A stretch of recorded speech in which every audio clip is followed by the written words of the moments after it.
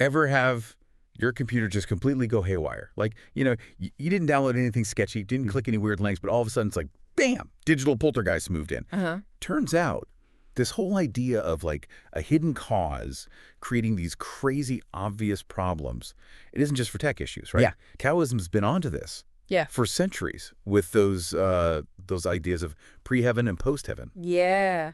And guess what?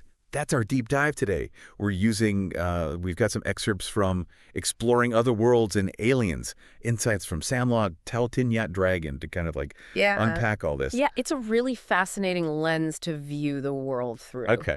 So picture this. Pre-heaven, it's like the cosmic blueprint. We're talking everything that existed before our universe, before the Big Bang even went boom. That's the dividing line, right? Everything after. That's us. That's everything we know. That's post-heaven. Okay. So it's not as simple as just like time then, right? Exactly. It's way more nuanced than that. It's about like really getting to the core of a problem, like the DNA of it almost. And you know what that does? Helps you find way better solutions. Think of it like, let's say someone's got this health thing that just won't quit. Mm-hmm.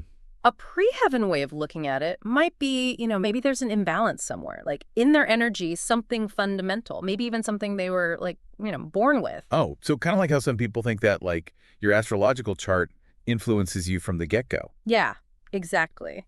A good way to think about it. Now, compare that to a post-heaven issue, right? Like you get a cold, right? Totally different root cause, totally different way to get better. That makes a lot of sense. And what I find really interesting is that this blog author we're talking about, the one who's claiming they've met aliens. Quite the claim, right? Right.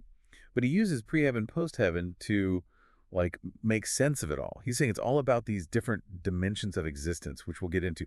The thing that really got me was he says understanding pre-heaven, post-heaven, it's not just some ancient philosophy. It's actually a practical tool like for your life. Now. Oh, absolutely. It's about realizing that if you really want to fix something, you got to get to the root, not just slap a Band-Aid on the symptoms, right? Right. Just like that glitching computer. Sometimes you got to dig deeper to find the real issue.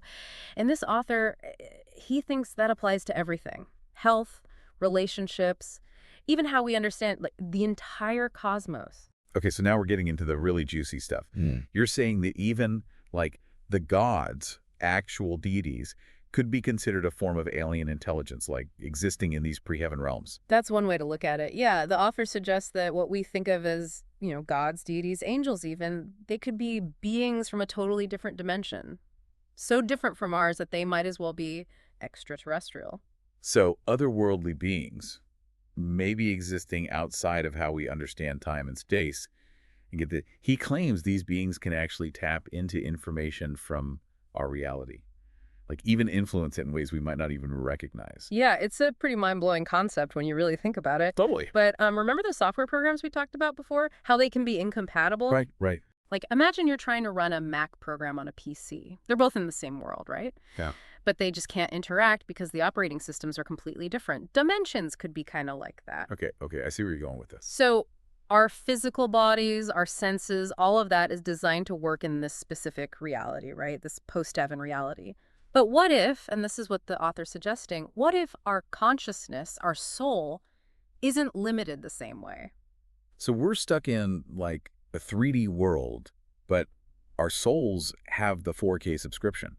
Exactly. And that's why he thinks things like, astral projection, out-of-body experiences, even some altered states of consciousness, they could be little glimpses into these other realms. Like our consciousness is using a different program for a bit, and can suddenly access all these places, and beings our physical selves can't. Whoa. So you're saying there's a part of us, maybe the most important part, that's already out there in the pre-heaven realm, like messing around with these other dimensions all the time. That's the idea he's putting forward, and this is where the UN Sun comes in. Okay, UN Sun, lay it on me. All right, so picture this. Your own spiritual planet, like a unique energy signature, right? But it exists in the pre-heaven dimension. And it's constantly changing based on what you do here in this reality. Every sight, every sound, every emotion, every choice, it all feeds into the formation of this UN Sun. Hold on, are you saying I have my own personal planet in another dimension? It's a pretty wild thought, right? That's insane. And according to our author, this UN Sun isn't just some abstract idea. It actually affects us here in the post-heaven world. He calls it UN He. UN He. Is that like destiny then? It's a little more complicated than just like predetermined fate. Think of it this way. Your Yuan sun, shaped by everything you've ever experienced, it's giving off this kind of energy signature, a frequency. And that frequency influences what can happen in your life, the possibilities. Like, it's kind of like the gravity of your Yuan sun is pulling on you in this reality, affecting your actions, your tendencies. Let me see if I've got this straight. My UN sun, this like cosmic energy blueprint I'm building with every single thing I do Yeah. that's shaping my tendencies, the chances I get, even the bad stuff. Yeah, that's the basic idea. It's not like pre-programmed destiny or anything. It's more like, influencing what's likely to happen. Okay. Think of it like, tending a garden. You plant seeds, right? You take care of them certain ways. And that affects what grows. Your UN sun, it's kind of like the soil, the sunshine. It sets the stage for certain things to happen in your life. Okay, yeah, that makes sense. But still, this is blowing my mind. If our experiences really are shaping this whole other dimension, this UN sun, and that's influencing us right back, doesn't that change how we look at everything? It definitely makes you think a little deeper, wouldn't you say? For sure. Like, what if, and this is just if, what if our actions, our thoughts even have this ripple effect? And not just like right around us, but on this huge cosmic level. I mean, if we're influencing this web of existence. Makes you think twice about that next Netflix marathon, huh? Maybe I should meditate more or something. Put up some better energy. It's not about saying there's a right way to live. It's more about realizing that we have more power than we think to shape our own reality, our inner world and the outside world. The author isn't saying we all got to go live in a cave, but he is saying maybe try looking at things a little differently. Right. What if we live with more intention, more awareness of the energy we're creating inside us and putting out into the world? It's not about judging then, good vibes, bad vibes. It's about realizing there's this link between who we are inside and what happens to us outside. And maybe that connection is way deeper than we ever realized. Exactly. It's about recognizing that we are connected to something much, much bigger than ourselves. And honestly, that might be the most important thing to take away from all this whole pre-heaven, post-heaven thing, UN sun, UN hey. Even if we don't get every detail, even if we're not sure we buy all of it, just questioning what we think we know, being open to new ideas, that can change everything. It can help us learn and grow. I love that. So, to everyone listening, here's something to think about.